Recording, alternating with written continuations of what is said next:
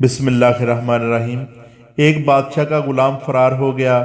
اس غلام کو ہر جگہ تلاش کیا گیا لیکن وہ ایسا ہوشیار نکلا کہ کسی کے ہاتھ نہ آیا۔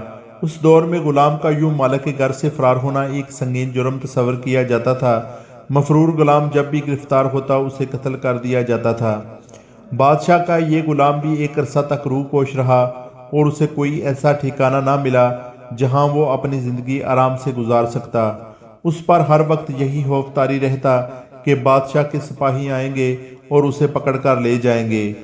اس غلام نے اس بے سکونی سے نجات پانے کے لیے فیصلہ کیا کہ مجھے بادشاہ کی خدمت میں حاضر ہو کر اپنی اس غلطی کی معافی مانگنی چاہیے۔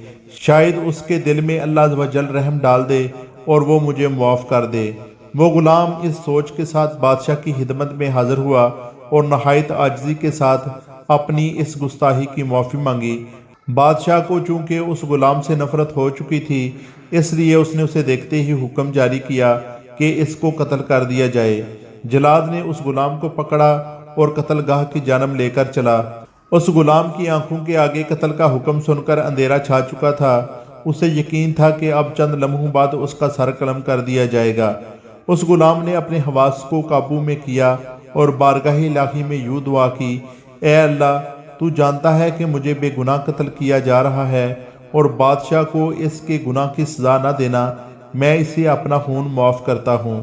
جلاد اور بادشاہ کے مصاحبوں کے لیے یہ عجیب بات تھی کیونکہ انہوں نے دیکھا تھا جسے موت کی سزا دی جاتی تھی وہ بادشاہ کو برا بلا کہتا تھا اور خوب گالیاں سناتا تھا۔ بادشاہ کے کانوں میں جب اس غلام کی فریاد پہنچی تو وہ اس کی اس وفاداری سے خوش ہوا اور اس کے قتل کا حکم واپس لیتے ہوئے اسے آزاد کرنے کا حکم جاری کیا۔ پھر بادشاہ نے اس غلام کو اپنے مصاحبوں میں شامل کر لیا اور خوب انعام و اکرام سے نوازا۔ پس جو شخص بھی اپنے اندر نرمی اور شیریں زبانی پیدا کرے گا وہ یقیناً بارگاہ الہی میں انعام و اکرام کا حقدار ہوگا۔ اور حضور نبی کریم صلی اللہ تعالیٰ علیہ وآلہ وسلم کا فرمان ہے کہ تم میں بہترین انسان وہ ہے جس کا اخلاق سب سے اچھا ہے۔